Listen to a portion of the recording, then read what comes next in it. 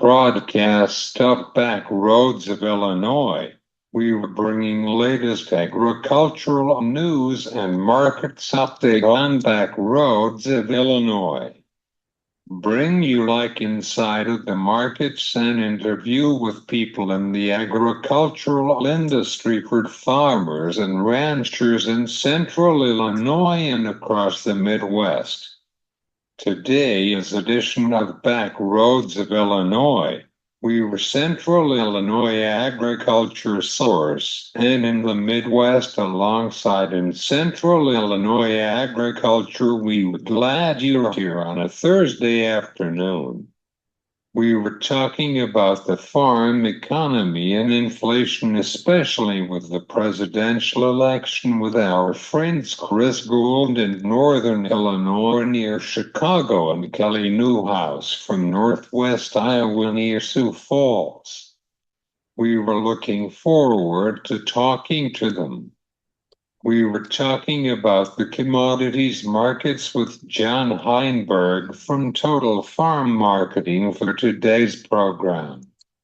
We were back to normal now after the election night, but we were still nervous about the commodities markets with the tariff and ethanol industry. We will see on it. This is your agricultural news and markets update sponsored by AgriGold for Central Illinois and Kyle Bumstead, your broker for the commodities markets with the Allendale Incorporated. This week is busy with the World Agricultural Supply and Demand Estimate report on Friday morning at 11 Central Time from the Department of Agricultural. The Fed announcement was in for yesterday. However, the interest rate is going to be cut from yesterday. The markets are reaction for the election, especially in the soybean market, says rally again for this week in the trade. Finally, this farm bill is going to talk about it in the Senate floor for this month after the election night in Washington, D.C. This is your agricultural news on Back Roads of Illinois, sponsored by AgriGold for Central Illinois. Get the most for every acre with AgriGold. We were coming back with Chris Gould and Kelly Newhouse.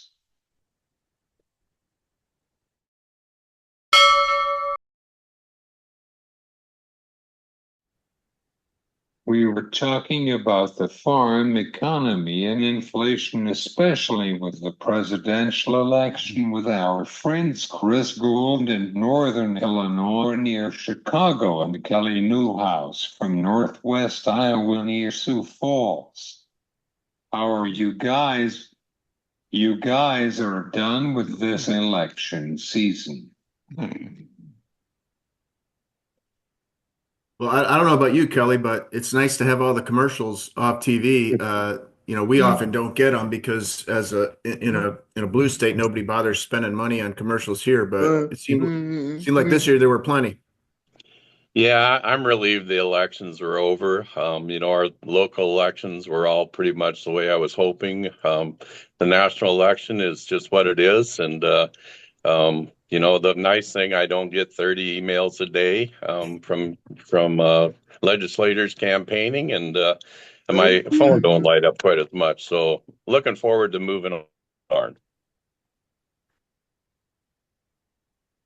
Yes, I saw that. Meantime, back to normal. Absolutely. Yep. Chris. Chris is for a Navy veteran. I know you're worried about the tariff from Trump and Harris as well. What is your takes on this crazy election season? Well, I don't have any special insight. I don't think I have any insight more than anybody else does, but I was worried about, it seemed like both candidates were kind of seeing who could be more protectionist. And, for sure, Trump has a proven track record of tariffs, which tend to result in a tit for tat trade war. which is concerning. But the markets, at least in the last 48 hours or whatever, 24 hours, don't seem to be that worried about that, at least in the short term. Maybe there's another explanation. Maybe China is doing some buying ahead of trade wars. Maybe China is going to abide by phase one. Who knows? But the markets don't seem terribly worried right now. How is the basis for right now within your neighborhood in northern Illinois near Chicago serves? Actually, our basis is pretty solid. I mean, it's been tight the last few years, probably like most people's with short crops and high demand. But I would say over the long-term trend, basis is fairly favorable. Our river bids have been struggling through fall with a low water levels in the Mississippi, and that's a primary market for us. But they seem to be coming back now, and then we have other options that have kind of kept basis reasonably strong. So yeah, not bad all in all. Kelly, how is the corn yields in the field for corn harvest in northwest Iowa near Sioux Falls? I know that you're a big support for the ethanol industry. What is your takes on the election? Yeah, Caesar. I lived right on the line between the heavy flooding just to the north of me and better growing conditions to the south. Our crop production, we were down about 30 bushel an acre on corn this year from 2023, and soybeans were down about 15 bushel an acre from 2023. Because of our little shorter crop, the ethanol industry to the north of me's been really aggressive with basis. And so the other day we sold a lot of corn to one of our local ethanol plants with a plus 40 basis. And with the hedge gains we had on that, it worked out pretty good. The ethanol industry is key to this, to the U.S. corn producers, and the biofuels are key to corn and soybean producers. So we need to grow those markets and continue that demand to help with our basis and help with commodity prices.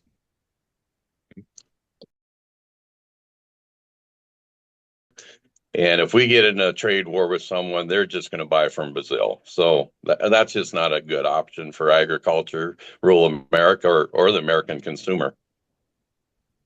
How about you, Chris? I guess my thoughts are similar to Kelly's. I mean, we would prefer to have free trade and let our products compete on the world stage. That's a lot better than, well, for sure in the short run, than trade wars, and then the taxpayer having to write checks to us to keep us all in business, and some random equation of math on how those support payments come. So yeah, we're pro trade, and look forward to trying to make that case to our elected officials.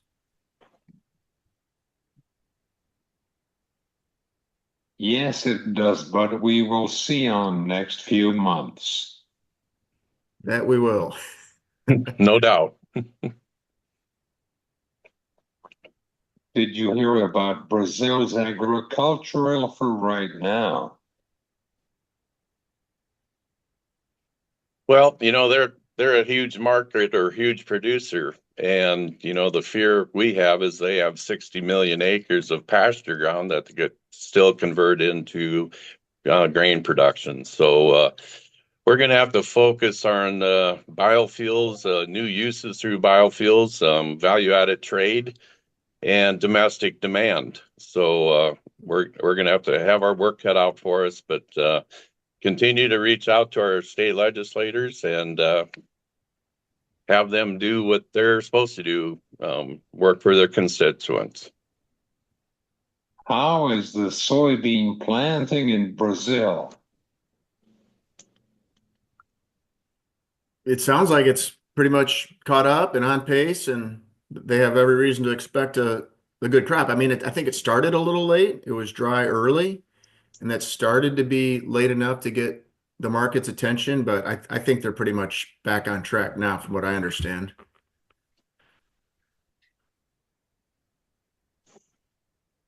Do you have any final thoughts or recap of our conversation? Start with Chris. Well, I mean, we've hit the high points. We've got a lot of new, well, we have a new president. We have a lot of new legislators. We'll have a lot of new faces on the ag committees as we look towards a farm bill or potentially a an ad hoc disaster bill, and maybe instead of a farm bill, at least short term. So, yeah, lots of things to sort through here in the next few months, like you've mentioned, and the different farm organizations will just be doing whatever we can to, I guess, make our case to the new faces in Congress. Yeah, we'll continue to do what we've been doing in the past. We'll continue to reach out to our legislators and committee members and fill them in on the proper information about agriculture. And like I said, we need to grow demand. Farmers want markets. We're not looking for subsidies. We're looking for markets to make our profits through that. So we'll continue to work towards that goal. And getting a farm bill passed would be tremendous. They've been working on it for 2 years. No reason why there isn't a farm bill passed. And, that's just a safety net. Our goal is to have a farm bill and a safety net and never receive a payment. That's always been the goal of the American farmer.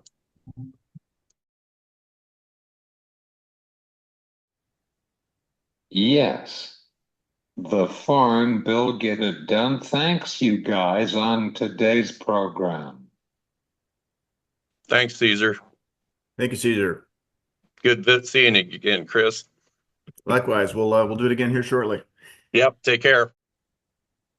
Get the most for every acre with Gould seeds for your field. You can visit our website at agrigold.com or call your local retail dealer today. Gould choose seeds for Central Illinois.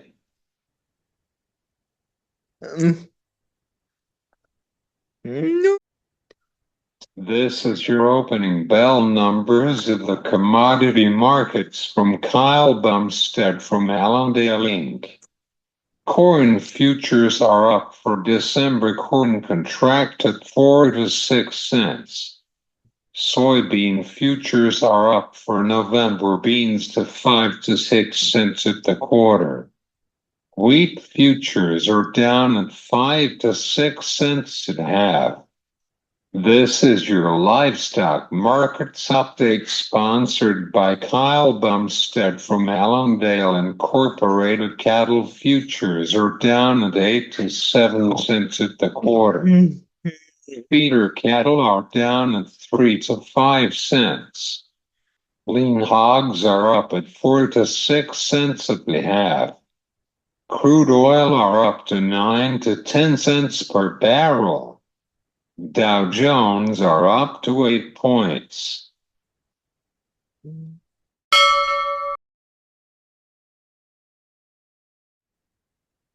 We were back with John Heinberg from Total Farm Marketing for today's close.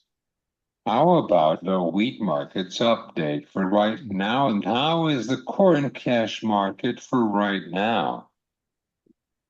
Sure. Let's go ahead and touch base on that wheat market. That was kind of the laggard today. Just couldn't get any footing under it. There's a few things kind of going on here, and we'll have to keep an eye on. There are some bullish stories out there longer term, but at least right now it just feels like money doesn't want to really go anywhere. In fact, you could draw a line through the Chicago December chart here at 570, and you're basically covered about the last 10 days of trade in terms of one side or the other. So we continue to consolidate. We're building some type of a base. Either we're going to break this thing lower, break this thing higher. That may need to see some news. Not expecting much out of the USDA report tomorrow. A couple things though that are kind of, at least in terms of the wheat market, a couple things that are kind of putting some pressure on. We're getting some decent rains through the hard wheat or the hard winter wheat belt. That, maybe getting those crop ratings improving there. Watching what's going on again. Russian wheat supplies are down, but they're still selling it at a cheaper price and a pretty fast pace. Also seeing some other countries step into the export market over there as well. So that's just making it real hard for wheat to rally here, at least in this time window, which could still be a limitation on the corn market. As we saw the big move in beans today, and corn just couldn't really get going. And I think that's, again, some of that is the anchor with wheat. The other side of it too, you asked about the current cash corn market right now. It depends on the region, but we're starting to hear some pretty good basis levels. We got through this harvest fast. Guys got bushels where they needed them to get to in terms of, those extra supplies. And then they've kind of closed the bin doors here a little bit. Demand has stayed very, very good for the corn market right now. Export sales are really good again today. In fact, 4 weeks in a row above 2 million metric tons. I believe that is the first time we've ever done that in history on this time frame. So we'll have to see, but we're starting to see some bids in some areas. I think guys are going to start taking advantage of that a little bit, even though, we think prices aren't exactly still great here.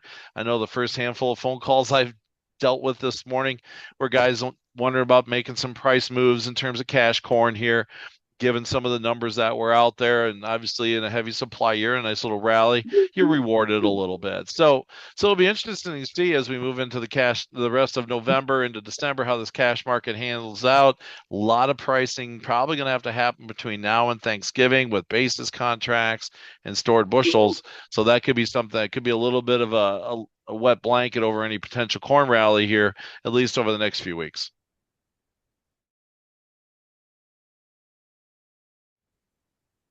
What is the production for U.S. wheat in the Chicago wheat and Kansas City wheat? Production numbers, for wheat, don't have the exact numbers right in front of me. I'll see if I can find them here quickly while I'm talking to you. But, like tomorrow's report is not going to be a whole lot in terms of the wheat market from the USDA. This is going to be more of a holding place. They did get some crop production numbers back in the October report. Most of them were in line with expectations, at least at this time frame, in terms of wheat supply. So, the biggest focus still in the wheat market continues to be the price on the global scale and where we are with those global numbers and how we compete on the export front. Again, unfortunately, the U.S. is not a major exporter of wheat anymore in terms of the overall scale of it. So we're a little bit at the mercy of how those other markets, kind of play out. So, but don't have, like I said, those production numbers in front of me at this moment. Sorry I couldn't have those ready, but with that, again, the wheat market right now is more driven by those outside factors probably versus the production here in the United States, unless it's really a bountiful supply. John, could you tell our listeners about these commodities markets with the presidential election results? Yeah, we've had a very interesting couple of days, not just so much the commodity markets, but also just the overall markets in general. Obviously you saw the equity market really explode higher yesterday, 1,500 points, one of the best days ever, if not the best day ever, I've heard in that regard. So then today, here we got basically nothing in the equity markets. Obviously we had the Federal Reserve interest rate cut today, quarter point at 1 o'clock this afternoon.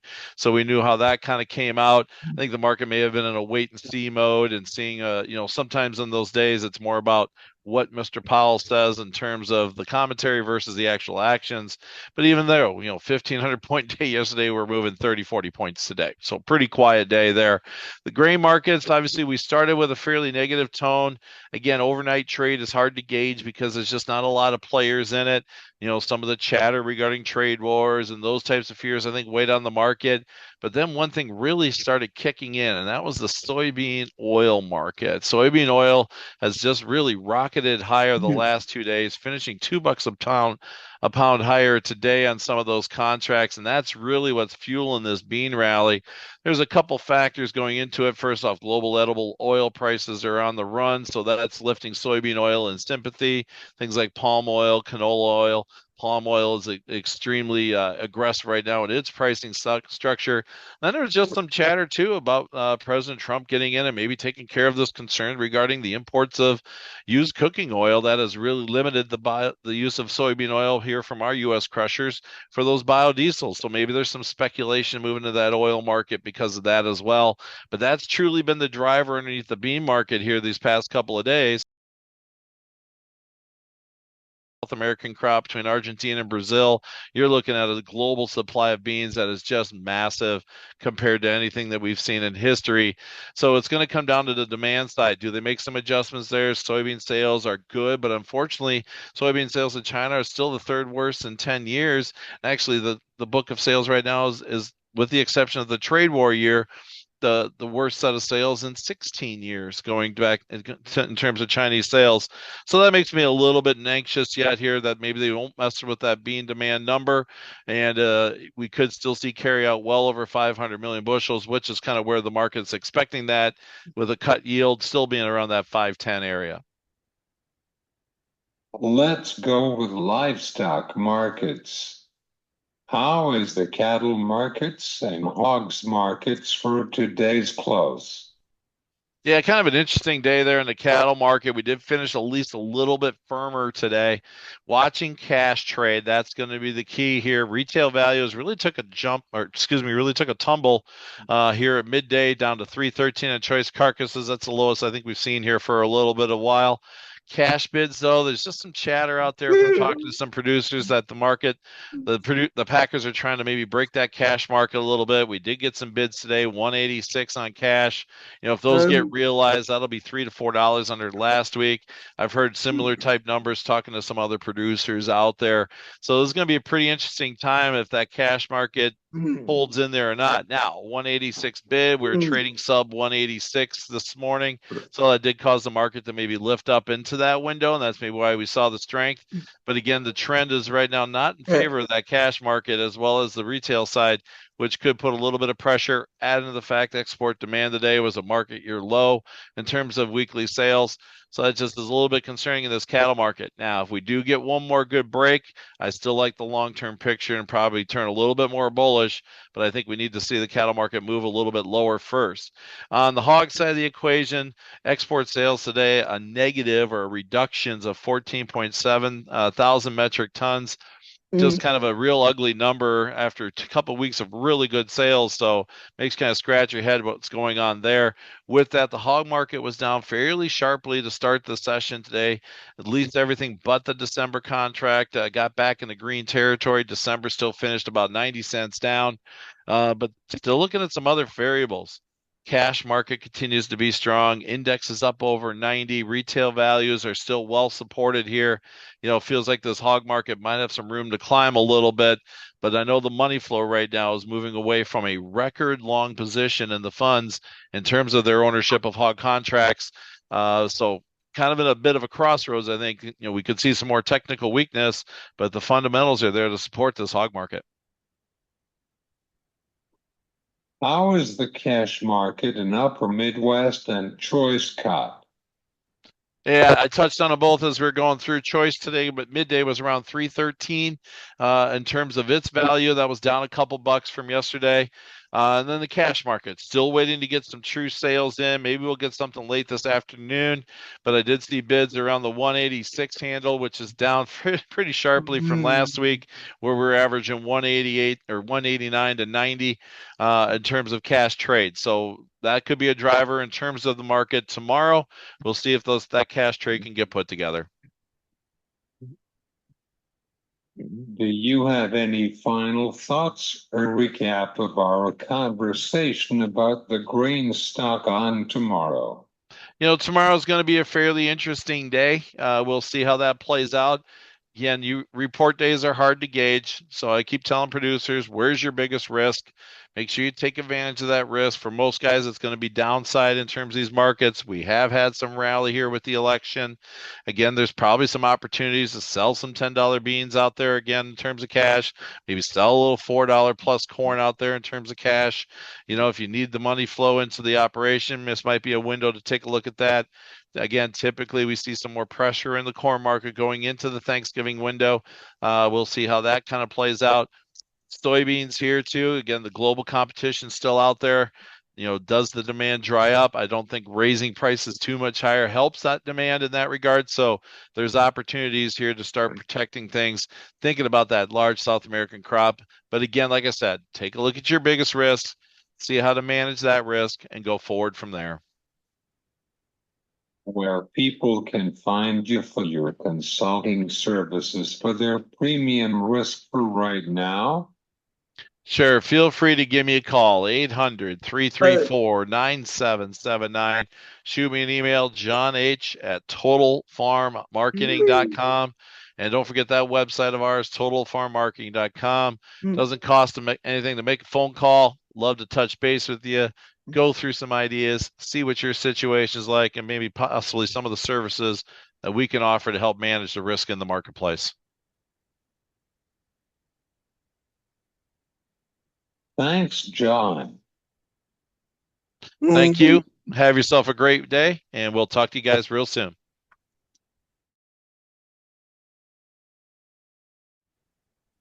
That's John Heinberg from Total Farm Marketing.